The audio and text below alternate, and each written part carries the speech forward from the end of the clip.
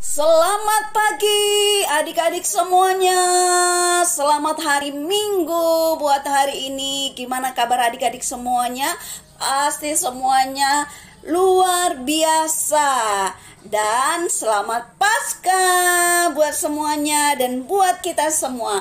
Hari ini kita boleh merayakan hari kebangkitan Tuhan Yesus. Sebab Jumat Agung kemarin kita boleh memperingati kematian Tuhan Yesus. Hari ini kita boleh memperingati kebangkitan Tuhan Yesus. Dan mari kita mau bersukacita bersama-sama. Hari ini ada cerita yang sangat menarik buat adik-adik semua, buat kita semuanya, tentang kematian dan kebangkitan Tuhan Yesus. Tetapi sebelum kita dengarkan ceritanya, yuk kita berdoa terlebih dahulu. Mari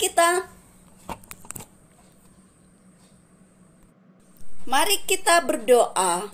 Tuhan Yesus, kami bersyukur buat hari ini. Kami boleh bangun kembali dengan tubuh yang sehat, dengan tubuh yang kuat, untuk kami boleh beribadah kepada Tuhan. Tuhan, sebelum kami mendengarkan cerita firman Tuhan, Engkau memberkati kami, Engkau memberkati guru-guru kami, supaya melalui firman Tuhan kami boleh diberkati.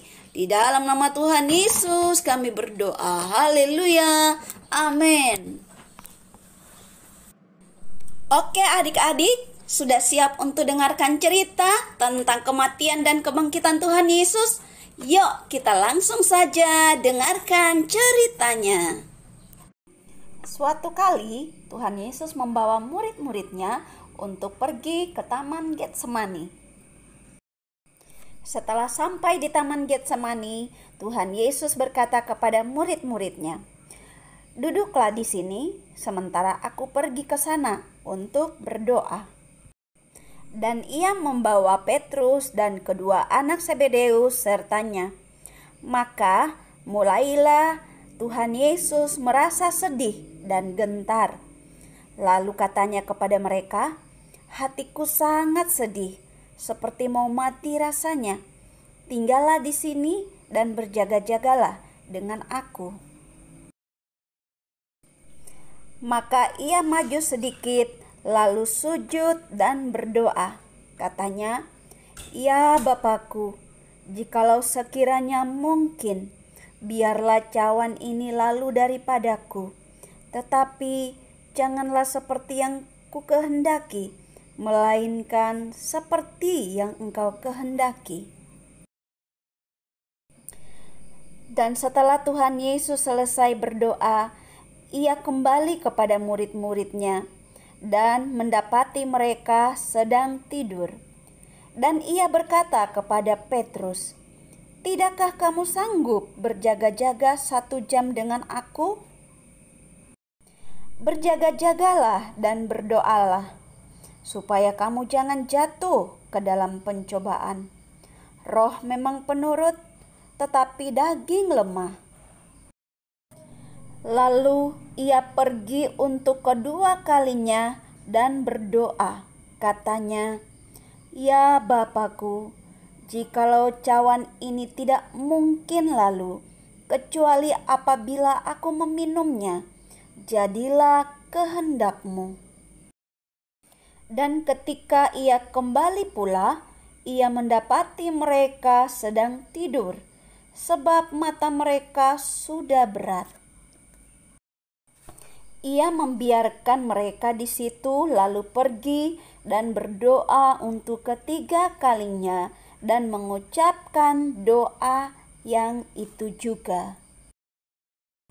Lalu Tuhan Yesus berlutut dan berdoa lagi. Katanya, "Ya Bapakku, jikalau Engkau mau, ambillah cawan ini daripadaku.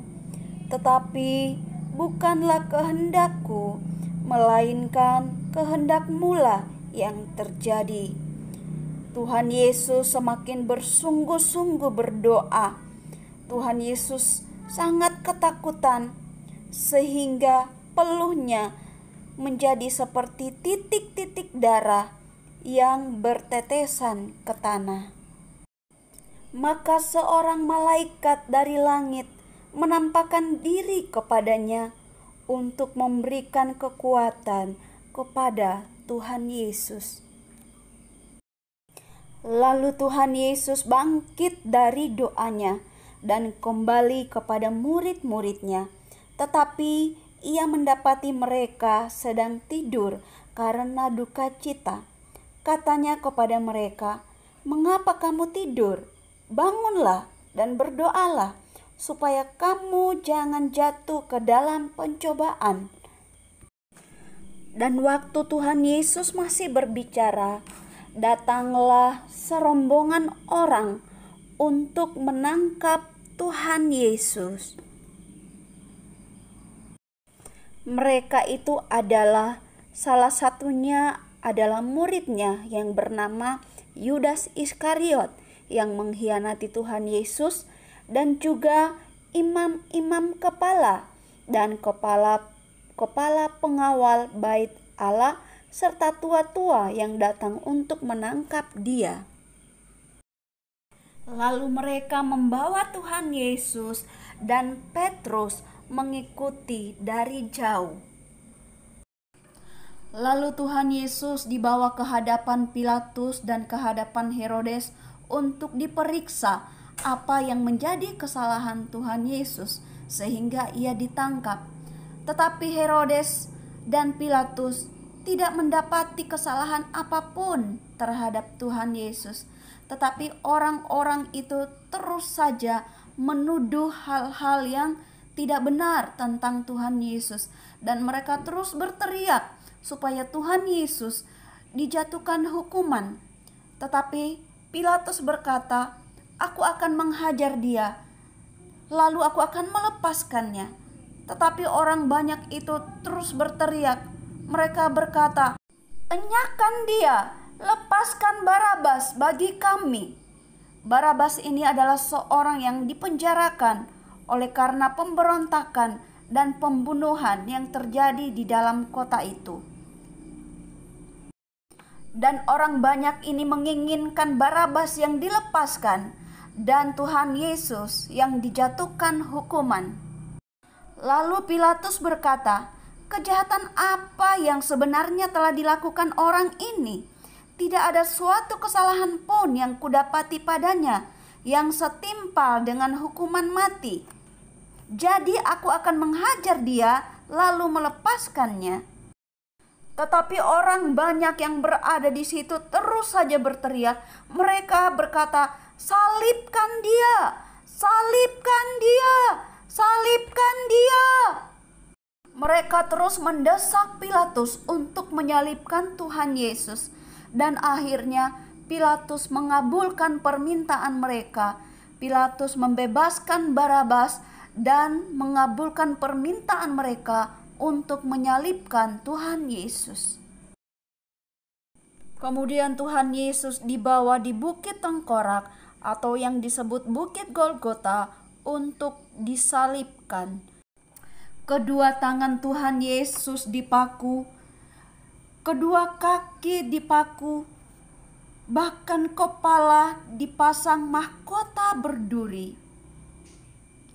Ketika itu hari sudah kira-kira jam 12, lalu kegelapan meliputi seluruh daerah itu sampai jam 3. Sebab matahari tidak bersinar dan tabir bait suci terbelah dua. Lalu Yesus berseru dengan suara nyaring, "Ya Bapa, ke dalam tangan-Mu kuserahkan nyawaku." Dan sesudah berkata demikian, ia menyerahkan nyawanya. Kemudian mayat Tuhan Yesus dikuburkan di bukit batu dan dijagai oleh para prajurit dari Pilatus. Pada hari Minggu, pergilah Maria Magdalena dan Maria yang lain menengok kubur itu. Maka terjadilah gempa bumi yang hebat, sebab seorang malaikat Tuhan turun dari langit dan datang ke batu itu dan menggulingkannya, lalu duduk di atasnya. Wajahnya bagaikan kilat dan pakaiannya putih bagaikan salju. Dan penjaga-penjaga itu gentar ketakutan, dan mereka menjadi seperti orang-orang mati. Setelah perempuan-perempuan ini sampai di kubur Tuhan Yesus, mereka menjadi kaget karena kubur Tuhan Yesus sudah terbuka dan Tuhan Yesus tidak berada lagi di dalam kubur itu. Kemudian malaikat Tuhan menampakkan diri kepada mereka, dan malaikat itu berkata, "Jangan kamu takut, sebab aku tahu kamu mencari Yesus yang disalibkan itu. Ia tidak ada di sini, sebab ia telah bangkit, sama seperti yang telah dikatakannya." Kemudian mereka meninggalkan kubur itu. Mereka berlari dengan sukacita. Mereka berlari dengan cepat-cepat, ingin memberitahukan hal itu kepada murid-murid Tuhan Yesus, bahwa Tuhan Yesus sudah bangkit.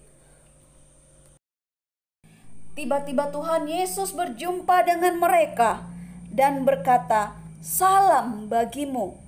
Mereka mendekatinya dan Tuhan berkata kepada mereka, "Jangan takut.